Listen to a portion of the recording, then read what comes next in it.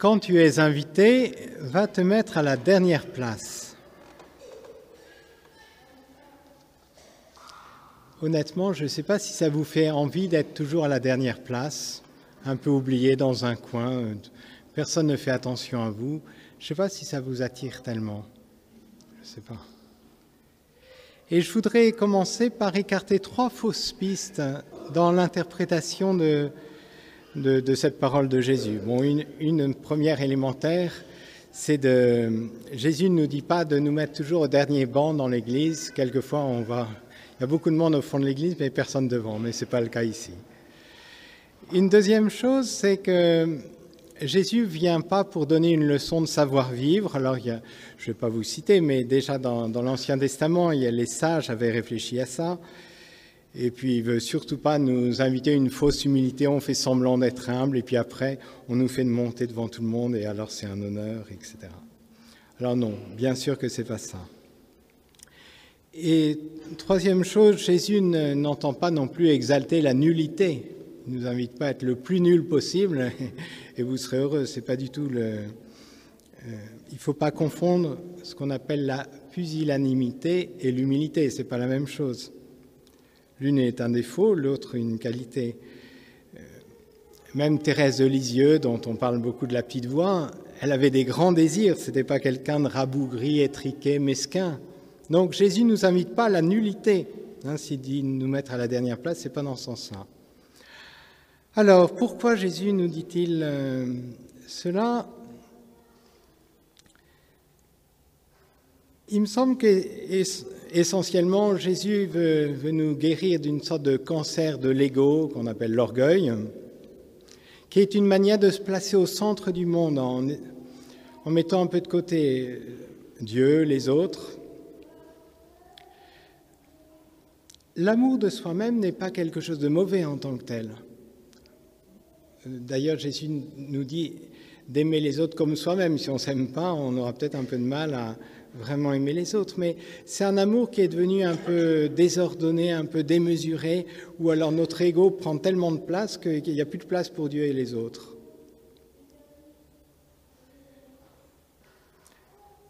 Alors, d'abord, je pense que Jésus nous invite à un amour de soi qui laisse toute sa place à Dieu.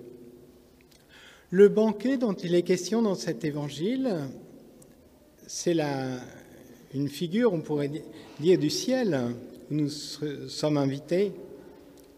Et au ciel, on ne peut pas se mettre de façon un peu présomptueuse au premier rang en disant « je suis le plus saint, je suis le meilleur ».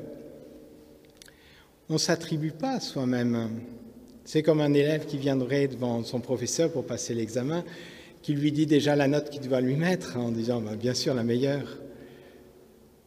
À Rome, on avait un professeur comme ça qui nous disait à la fin de l'examen, alors certains étaient un peu gênés, d'autres non, à ton avis, quelle note je peux te mettre ? Alors il y en a qui étaient un peu gênés, qui mettaient plutôt une note. Puis il y en a qui n'étaient pas très complexés, qui mettaient la meilleure note, bien sûr. Alors là, c'était la honte si le professeur lui disait « Je crois que ça ne vaut pas vraiment la note que tu me dis. » Mais voilà, alors devant Dieu, on peut avoir un peu cette arrogance en disant « Non, mais je suis saint, et puis voilà, tu peux me remercier pour tout ce que j'ai fait sur terre pour toi, etc. » Et alors Jésus nous invite justement à laisser tomber cette forme d'arrogance où on s'élève devant Dieu soi-même et de nous remettre avec confiance entre ses mains. Il y a comme un refrain qui revient souvent dans la parole de Dieu. Dieu résiste aux orgueilleux, il accorde sa grâce aux humbles.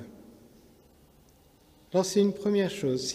Si vous voulez obtenir une grâce de Dieu, ne cherchez pas à entrer dans un rapport de force avec lui, ça ne marche pas, mais faites-lui confiance, ça marche mieux. Un deuxième élément, c'est justement pas cet amour de soi qui exclut Dieu en quelque sorte, qui ne lui laisse pas toute sa place, mais il y a aussi cet amour de soi, un peu démesuré, désordonné, qui a tendance à exclure les autres. Alors, je l'ai peut-être déjà pris, cette image, mais c'est un jeune qui avait eu lui-même ce rêve, en quelque sorte, qui disait un peu quelque chose de son état intérieur. Il se voyait en haut d'une échelle. Et alors tout le monde essayait de monter un mur, et voilà. Et lui était en haut de l'échelle, et il voulait arriver avant les autres, bien sûr. Et alors il appuyait sur la tête des autres pour être sûr d'être le premier et que les autres les renvoyaient vers le bas.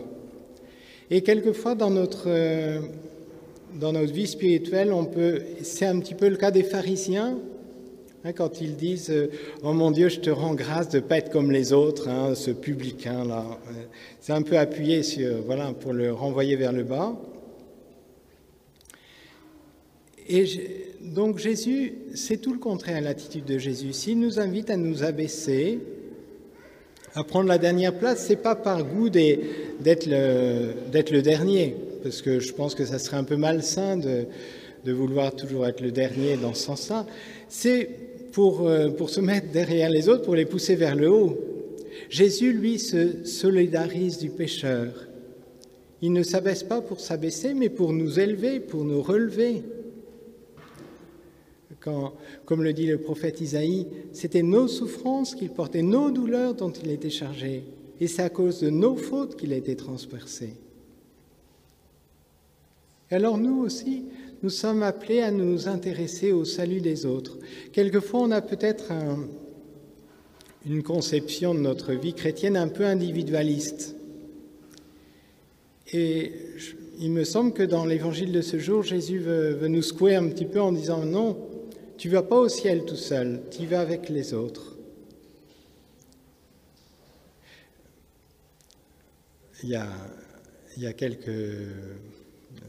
un peu plus d'un an, beaucoup ont été choqués par l'attitude d'un capitaine d'un bateau qui avait quitté l'embarcation et puis les autres pouvaient se noyer.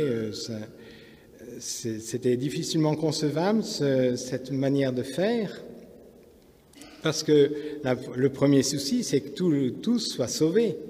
Et quelque part, Jésus nous appelle à faire nôtre ce désir qui est le sien. Il est venu pour sauver tous les hommes.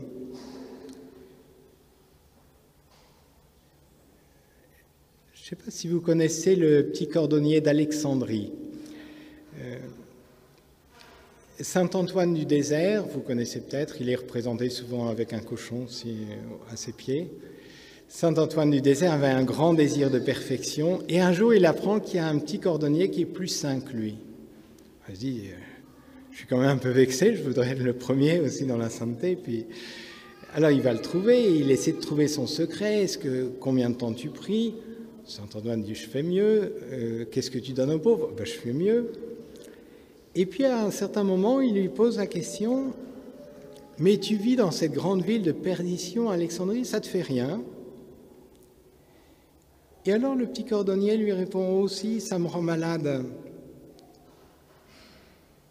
Et ça me rend tellement malade que je n'en dors pas et je dis à Dieu, écoutez mon Dieu, je vous en supplie, faites-moi peut-être descendre vivant en enfer, mais que ceux-ci au moins soient sauvés. Et alors, saint Antoine se retire en disant « Non, moi, j'en suis pas là ». D'avoir tellement à cœur le salut des autres que préférer, comme un peu saint Paul, quand il le dit dans sa lettre, « Je préférerais être anathème pourvu que tous les membres de mon peuple soient sauvés ». Alors, quand Jésus parle de cet abaissement, il me semble qu'il parle de ça, d'accepter, d'avoir à cœur aussi les autres et pas vouloir être le premier comme en concurrence des autres ou en s'écartant des autres, mais au contraire, pour aller avec eux au ciel. Et le passage d'évangile d'aujourd'hui se termine par cette invitation qui est adressée à ceux qui ne peuvent pas te rendre. Et c'est toujours cette invitation, un amour de soi qui n'exclut pas les autres et cet amour de soi qui est désintéressé. Nous sommes invités à imiter Jésus d'ailleurs, parce que le premier qui invite tout le monde à la table du royaume, c'est Jésus, et il invite vraiment tous ceux qui ne peuvent rien lui rendre. Nous, qui sommes-nous pour pouvoir rendre quelque chose à Jésus? Et alors nous sommes invités, comme lui, à vivre de cet amour désintéressé. Je conclus. Cette semaine, nous pourrions être attentifs justement à cette qualité du décentrement de nous-mêmes, on pourrait dire. À voir dans quelle mesure notre amour de nous-mêmes, légitime en tant que tel, mais voir s'il n'est pas un peu atteint par le cancer de l'orgueil. Peut-être que la fin de la prière qui est attribuée à saint François d'Assise peut nous aider. Ô Seigneur, que je ne cherche pas tant à être consolé qu'à consoler, à être compris qu'à comprendre, à être aimé qu'à aimer. Car c'est en se donnant qu'on reçoit, c'est en s'oubliant qu'on se trouve, c'est en pardonnant qu'on est pardonné. C'est en mourant qu'on ressuscite à l'éternelle vie. Alors que la Vierge Marie nous aide justement dans ce chemin du véritable amour qui est toujours un amour humble. Amen.